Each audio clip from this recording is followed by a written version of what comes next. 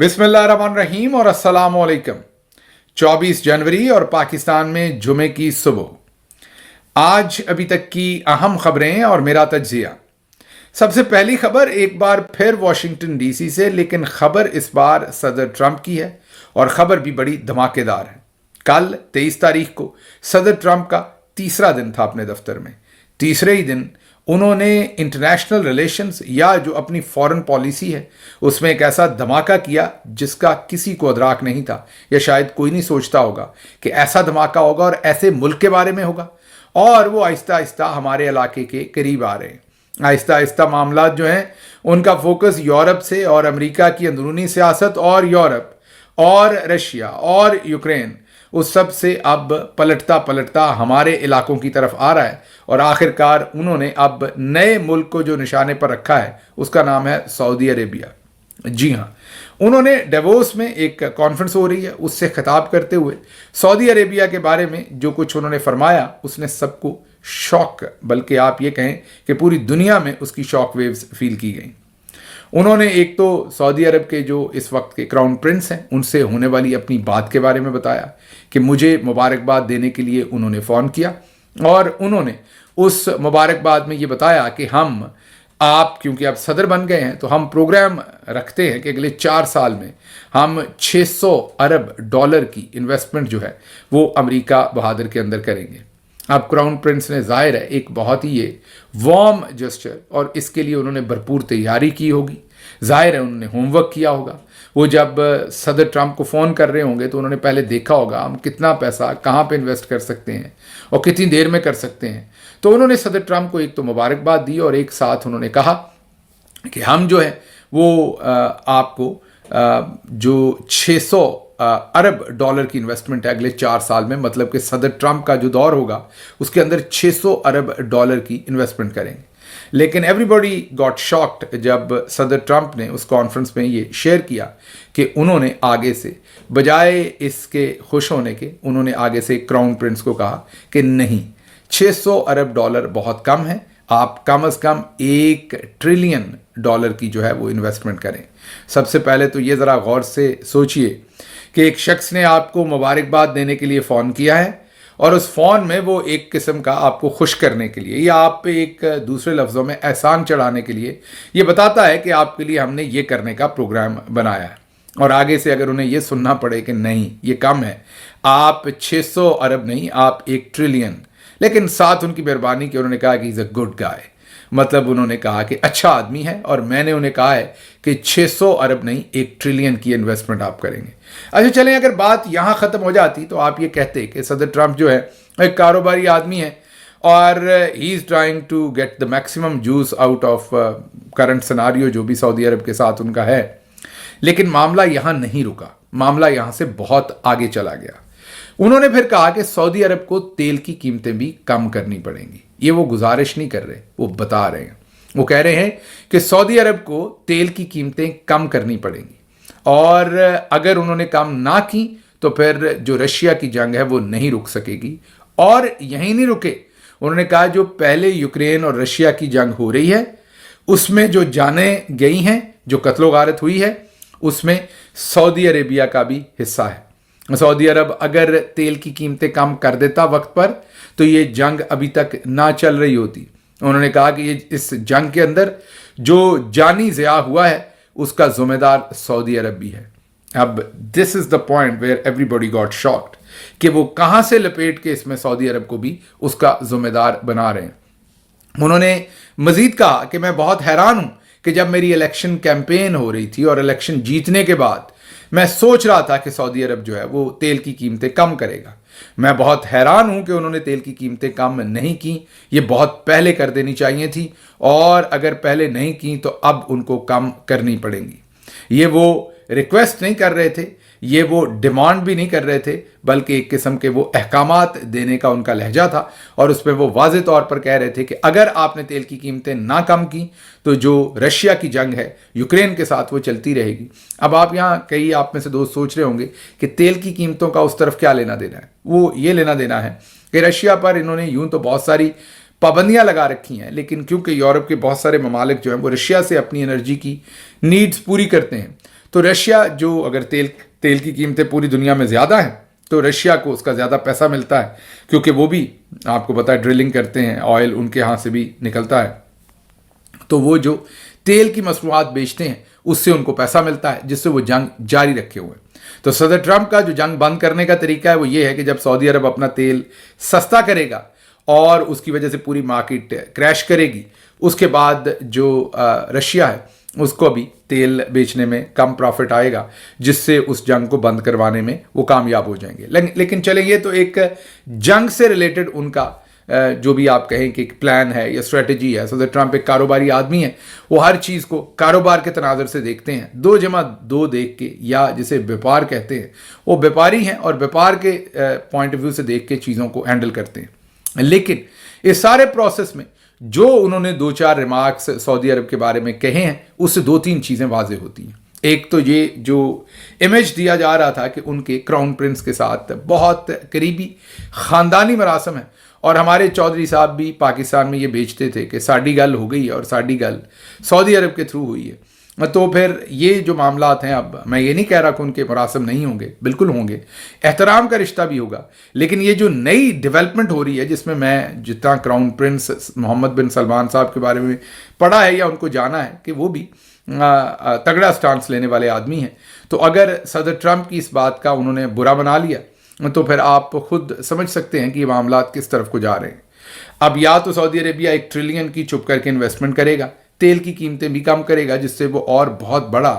Effect لے گا اپنی economy کے اوپر، اور اگر سعودی عربیہ نے یہ نہ کیا تو پھر آپ سمجھ ہی سکتے ہیں کہ مراسم کیسے ہیں۔ لیکن کم از کم اس سے یہ طے ہو گیا کہ جو چودھری نظام الدین ہمیں بیچ رہے تھے کہ ساڈی گل ہو گئی ہے اور ہوئی سعودی عرب کے تھرو ہے، اس کا آپ کو کم از کم تمام چیزیں کلیئر ہوتی ہوئی نظر آ رہی ہیں کہ معاملات ایسے نہیں ہیں جیسے آپ سمجھ رہے ہیں۔ اور صدر ٹرمپ کا یہ کہنا کہ اس تمام قتل و غارت کے ذمہ دار آپ بھی ہیں سعودی عرب کو، اور یہ بھی کہنا کہ آپ کو بہت پہلے تیل کی قیمتیں کم کرنی چاہیے تھی، آپ نے نہیں کی، بہت کچھ اپنے اندر بتاتا ہے۔ اچھا جی، اگلی خبر جو ہے وہ ملک ریاض صاحب کے بارے میں ہے۔ نئے انکشافات سامنے آ رہے ہیں۔ اب نیا انکشاف سامنے آیا ہے، اور وہ ایک جرنلسٹ ہیں پاکستانی، انہوں نے نیا انکشاف کیا، اور وہ کیا ہے کہ ملک ریاض صاحب کو منانے کے لیے سابق DGISI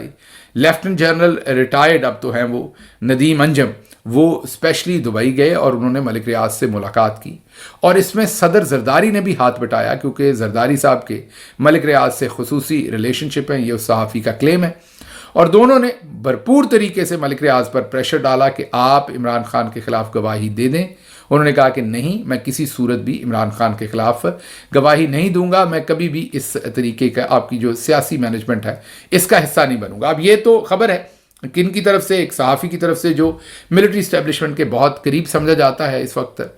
اور دوسری طرف DGISPR بار بار کہتے ہیں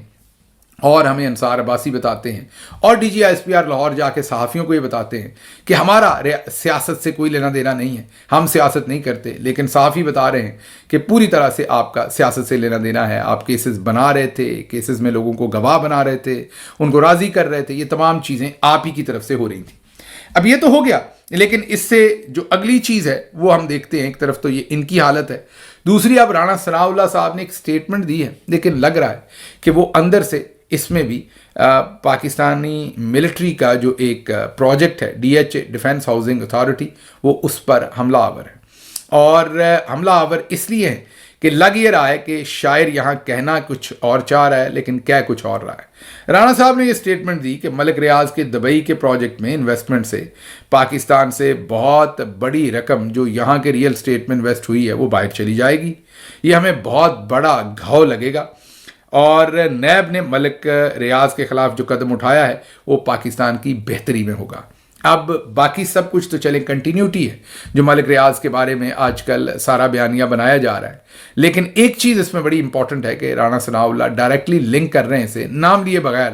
DHA کے ساتھ، مطلب اس کا جو تمام کی تمام ذمہ داری ہے شاعر یہاں پہ بتانا چاہ رہا ہے کہ یہ ہم نہیں کر رہے، یہ پاکستانی فوج کر رہی ہے، ملک ریاض جانے اور وہ جانے، وہ ملک صاحب کو ایک قسم کی انڈائریکٹ اپنی صفائی پیش کر رہے ہیں۔ اچھا جی، اگلی جو اسی سے ریلیٹڈ جو ایک بیان ہے وہ خواجہ محمد آصف صاحب کا ہے۔ انہوں نے کہا ہے کہ پاکستان کی صحافت جو ہے وہ ملک ریاض کی یرغمال بن چکی ہے، آزادی صحافت ایک کھوکھلا نعرہ ہے، انہوں نے کہا ہے کہ ملک ریاض جو ہے اس کا نام نہیں چلا پاتی میڈیا جو ہے. یہ کوئی نئی بات تو ہے نہیں. ملک ریاض کا نام تو تب بھی نہ چلا پائی میڈیا جب آپ کے نواز شریف صاحب کے بیٹے کی 9 ارب کی پراپرٹی کو انہوں نے 18 ارب میں خریدا, تب بھی پاکستان میڈیا نہیں بولا. آج آپ کہہ رہے ہیں منی لانڈرنگ ہوئی, یہ نہیں بتاتے کہ منی لانڈرنگ ہوئی کیوں تھی, اس منی لانڈرنگ سے کون سی پراپرٹی خریدی گئی تھی. وہ جو منی لانڈرنگ کا الزام ہے اس سے آپ ہی کے لیڈر کے بیٹے کی پراپرٹی خریدی گئی تھی. تو یہ یکا سب کچھ ملک ریاض کے خلاف کیا ہو گیا ہے. ملک ریاض جو ہے انہوں نے شروع دن سے پاکستانی ملٹری اسٹیبلشمنٹ کے ساتھ مل کے کام کیا ہے. نام ہی بحریہ ٹاؤن تھا, آلدو کہ پاکستان نیوی نے بعد میں میرا خیال وہ ختم کروانے کی کوشش کی لیکن وہ نہ کروا سکے. سبھی ان کے بڑے بڑے عہدوں پر ہمیشہ ریٹائرڈ مسلح افواج سے جو ریٹائرڈ افسران تھے, بڑے بڑے افسران وہ رہے ہیں. ہمیشہ انہوں نے آپ لوگوں کو خوش کر کے ہی کام کیا ہے. تو پھر اگر ملک ریاض کرپٹ ہیں تو پھر آپ کیسے کرپٹ نہ ہوئے؟ پھر تو پورا سسٹم ہی کرپٹ ہوا. پھر تو آپ کے تمام بزرگان جو ہیں وہ بھی کرپٹ ہوئے کیونکہ وہ ان کے پاس نوکری کرتے رہے, یہ سارا پروجیکٹ وہ چلاتے رہے ان کے ساتھ. تو آج ملک ریاض کو کتنی آسانی سے کرپٹ قرار دیا جا رہا ہے. دوسری طرف جو خواجہ آصف نے بات کہی وہ پارشلی تو درست ہے. میڈیا جو ہے وہ پیسہ بنانے کے لیے کسی کا بھی نام نہیں لیتا, لیکن دوسری طرف یہ دیکھیے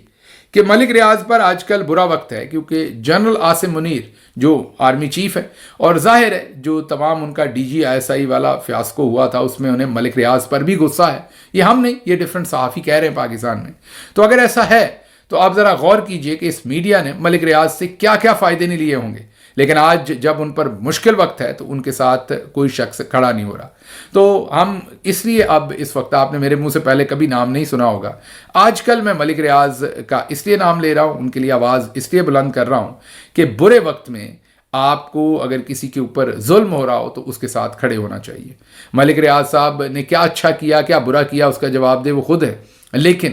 آج کل جس طریقے سے بلیک میل کر کے ان کے کاروبار بند کیے جا رہے ہیں, ان پر ظلم و ستم کیا جا رہا ہے, اور وہ اس کے باوجود کریکٹر شو کر رہے ہیں کہ وہ ایک جعلی جھوٹا بیان نہیں دے رہے, ورنہ اس آگڈار نے, یاد کیجئے, اپنے ہاتھوں سے اپنے سمدی کے خلاف بیان دے دیا تھا. تو ملک ریاض بھی یہ کام کر کے بڑی آسانی سے پاکستان کے اندر اور بڑے بڑے پروجیکٹس کے ٹھیکے جو ہیں وہ لے کے مال خود بھی بنا سکتے تھے اور دوسروں کو بھی بنوا سکتے تھے. اگر انہوں نے ایک اچھا کام کیا ہے تو ستائش بنتی ہے. اور دوسری طرف ایک بہت ہی عمدہ کالم جو ہے وہ بی بی سی میں وسعت اللہ خان صاحب نے لکھا ہے. انہوں نے لکھا کہ کھڑکی توڑ ملک ریاض با مقابلہ نظام ریاست. اس میں بھی انہوں نے یہی باتیں کی ہیں کہ ملک ریاض سے تمام میڈیا بھی فائدے لیتا رہا, اور ہماری فوج کے بڑے بڑے جرنیل جو ہیں وہ ریٹائرڈ ہونے کے بعد ان کے پاس نوکریاں کرتے رہے, اور آج انہی کو کرپٹ کہا جا رہا ہے. وہ آپ کا حصہ تھے, آپ ان کا حصہ تھے, اگر وہ کرپٹ ہیں تو آپ صاف ستھرے کیسے ہوئے؟ لیکن یہ ایک کھڑکی توڑ مقابلہ چل رہا ہے, اور انہوں نے کہا کہ یہ مقابلہ سارے کے سارا اپنی جو ایک پولیٹیکل انجینئرنگ ہے اس کے لیے کیا جا رہا ہے. اچھا جی, اگلی خبر آپ کے سامنے رکھتے ہیں ہم سپریم کورٹ آف پاکستان سے, جہاں آپ کو پتا ہے کہ جسٹس منصور علی شاہ اور ان کے ساتھی ججز کا اس ٹائم جو ملاکھڑا ہو رہا ہے, اور جسٹس یایا افریدی اور جسٹس امین الدین کے ساتھ, اور معاملہ توہین عدالت اور دوسری طرف نکل گیا ہے اور سماعت ہو رہی ہے. اب جسٹس منصور علی شاہ کے حکم نامے کے خلاف سماعت کے لیے 6 رکنی بینچ تشکیل دے دیا گیا ہے. جسٹس جمال خان مندوخیل, جی ہاں جمال خان مندوخیل وہی سینئر جج ہیں جو باتیں بہت سخت کرتے ہیں لیکن اس کے بعد فیصلہ بالکل اس سے الٹ دیتے ہیں. مین ان کی جب آپ بات چیت سنتے ہیں تو بہت ہی اصول پسند, آئین, قانون اور بہت ہی امپورٹنٹ نقطے اٹھاتے ہیں. اس سے یہ پتہ چلتا ہے کہ وہ کم از کم پرابلم کو سمجھتے ہیں, لیکن اس کے بعد کوئی مجبوری ہوگی ان کی, اس کے بعد ڈھیر ہو جاتے ہیں اس پرابلم کے سامنے, فیصلے ذرا کمزور کرتے ہیں. اس کے بعد جسٹس محمد علی مظہر ہیں, اس کے بعد جسٹس اطہر من اللہ ہیں, اس کے بعد جسٹس سید حسن اظہر رضوی ہیں, اس کے بعد جسٹس شاہد وحید ہیں, اور پھر جسٹس مسرت حلالی صاحبہ ہیں. یہ 6 رکنی بینچ جو ہے یہ 27 جنوری پیر کو سماعت کرے گا, اور اب یہ کوشش کریں گے معاملات کو کسی طریقے سے ڈائیورٹ کرنے کی, کیونکہ یہ چھپکلی اب ان کے گلے میں پھنس گئی ہے. جسٹس منصور علی شاہ صاحب نے جو پوائنٹ اٹھایا ہے, اور بنیادی پوائنٹ یہی ہے کہ جو جوڈیشل آرڈر ہے اس کو ایک ایگزیکٹو پاور کے ساتھ آپ کیسے ختم کر سکتے ہیں. توہین عدالت کی کارروائی شروع ہو گئی ہے, فل کورٹ بننے کی طرف وہاں پر عدالت جا رہی ہے, شاید دیکھتے ہیں کیا بنتا ہے. اس کے لیے اب یہ پورے کا پورا بینچ جو ہے بنایا گیا ہے. اگلی خبر اسلام آباد ہائی کورٹ سے ہے, وہ بھی انٹرسٹنگ خبر ہے, اسی سے ریلیٹڈ خبر ہے. وہ بھی اسی سے ریلیٹڈ اس لیے کہ وہاں پر جو چودھری نظام الدین کا تسلط ہے اس ٹائم پورے کے پورے یہ جو ہمارا انصاف کا نظام ہے، جو ہمارا قانون نافذ کرنے کا نظام ہے، اس کے اوپر، اس کے بارے میں ہے۔ وہاں پر جسٹس اسحاق مقدمہ سن رہے تھے، مقدمہ عمران خان کے وکلا کا سن رہے تھے، جن کو جیل کے اندر عمران خان سے ملاقات نہیں کرنے دی جا رہی۔ تو اس پر انہوں نے کہا کہ یہ ہم نے ایک کمیشن بنایا تھا وکلا کا، وہ بھی کیا کام نہیں کر رہا؟ تو وکلا نے کہا نہیں، وہ بھی کام نہیں کر رہا۔ تو پھر انہوں نے کہا کہ کمیشن کو بھی کہیں اور سے کال آ جاتی ہوگی۔ انہوں نے کہا آج کل تو سپریم کورٹ آف پاکستان بھی ان کا کچھ نہیں کر سکتی، ان کا جو دل کرتا ہے یہ وہ منمانی کرتے ہیں۔ انہوں نے کہا ویسے تو S for supreme, C for court, ہم ایس سی کو سپریم کورٹ ہی سمجھتے رہے، لیکن انہوں نے کہا کہ اب لگتا ہے کہ ایس سے سیکٹر اور سی سے کمانڈر ہے، اب ایس سی اگر کہیں لکھا ہو تو آپ سپریم کورٹ نہیں بلکہ سیکٹر کمانڈر سمجھیں۔ دوسرے لفظوں میں جسٹس اسحاق نے یہ پیغام پہنچایا کہ سیکٹر کمانڈر جو ہے وہ سپریم کورٹ آف پاکستان سے بھی اوپر اس وقت کھڑا ہے۔ اچھا جی، اگلی خبر جو ہے وہ پاکستان کے اندر جو اندھیر نگری مچا رکھی ہے جنرل عاصم منیر صاحب کی، جو اس ٹائم پوری رجیم ہے، اس نے وہ جھوٹی خبر پھیلانے پر 3 سال قید، 20 لاکھ روپے جرمانہ۔ جی ہاں، یہ ایک نیا اب ایک پورے کا پورا ایک بل بنایا گیا ہے، پیکا ایکٹ جو ہے، اور اس کو پاس کروایا گیا ہے، اور اب صرف آپ ایک ٹویٹ کرنے یا ایک جو بھی ان کو پسند نہ آئے، جیسے باجی کے بارے میں اگر کسی نے کوئی تصویر شیئر کی ہے جو ان کو پسند نہیں آئی، حالانکہ وہ تصویر بھلے جینون بھی ہے۔ اگلی بات آپ کو سنواتے ہیں کہ جو اس وقت ایف آئی اے ہے وہ بندہ کراچی میں ڈھونڈ رہی ہے جس نے مریم نواز صاحبہ کی ہاتھ ملانے کی تصویر جو تھی، جسے ہینڈ ہگ کہا تھا ہم نے، وہ تصویر کس نے لگائی تھی سب سے پہلے، وہ بندہ ڈھونڈ رہے ہیں، اور یہ ایف آئی اے انکوائری کر رہی ہے کہ ہم نے وہ بندہ ڈھونڈنا ہے اور پکڑنا ہے، اور غالباً شاید کسی کو گرفتار بھی کیا ہے۔ لیکن کتنی بڑی مزے کا خیز بات ہے کہ وہ بندہ کوئی اور نہیں، اس کا نام ذیشان ملک ہے، وہ نون لیگ کا سوشل میڈیا ہیڈ ہے، اور مریم نواز کا اپنا میڈیا خود کنٹرول کرتے ہیں وہ۔ اور ذیشان ملک کے آج بھی جب میں آپ سے بات کر رہا ہوں اس وقت بھی پیج پر وہ تصویر موجود ہے، اور اس کو شاید تقریباً 8 لاکھ کے قریب ابھی آخری اطلاع تک لوگ جو ہیں وہ دیکھ چکے تھے، اور وہ تصویر وہاں موجود ہے، انہوں نے خود پوسٹ کی ہوئی ہے، وہیں سے سب کو ملی ہے۔ لیکن ایف آئی اے کو کوئی اور بندہ درکار ہے جس کو وہ کراچی میں ڈھونڈتے پھر رہے ہیں۔ ایک تو یہ پڑھے لکھے نہیں ہیں، اوپر سے یہ کوشش نہیں کرتے۔ اچھا جی، لکی مروت میں احتجاج ہوا ہے۔ احتجاج ہے پاکستان اٹامک انرجی کمیشن کے جو لوگ اغوا ہوئے تھے، ہم بار بار آپ کو خبر دیتے رہے ہیں اس اغوا کے بارے میں، ان کے مغوی ملازمین کو ابھی تک بازیاب نہیں کروایا گیا۔ ظاہر ہے ہماری ایجنسیز جو ہیں وہ اور کاموں میں مصروف ہے، ان کو اور زیادہ امپورٹنٹ کام ہے، سیاسی انجینئرنگ، سیاسی لوگوں کی توڑ پھوڑ، آگے پیچھے سب کچھ کرنا۔ تو وہ پھر میرا خیال ہے کہ لکی مروت میں جو ہمارے ابھی تک اٹامک انرجی کے جو امپلائیز جو ابھی تک اغوا ہیں ان کو بازیاب جو ہے وہ نہیں کروایا جا سکا۔ اچھا جی، اگلی خبر جو آپ کے سامنے دیں گے وہ آخری خبر آپ کے سامنے رکھوں گا۔ پی آئی اے کی دبئی سے ملتان پرواز کے عملے سے 78 موبائل 78 موبائل فون جو ہیں وہ برآمد ہوئے ہیں، جو سمگل کیے جا رہے تھے دبئی سے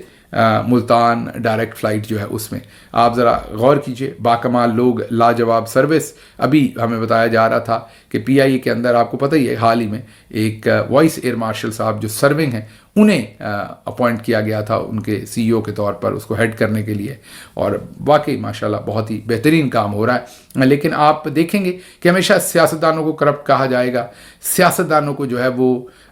ہمیشہ انکمپٹنٹ کہا جائے گا، لیکن انکمپٹنسی کی جو حدیں ہیں وہ آپ کے سامنے ہیں۔ جہاں بھی آپ خود بھی کام کرتے ہیں، حالات جو ہیں وہ شاید سیاستدانوں کے ٹائم میں اتنے برے نہ ہوں جتنے آپ کے اپنے وقت میں برے ہوتے ہیں۔ اس کے ساتھ ہی مجھے یہاں سے اجازت دیجیے۔ اللہ آپ کا حامی و ناصر ہو۔ پاکستان زندہ باد۔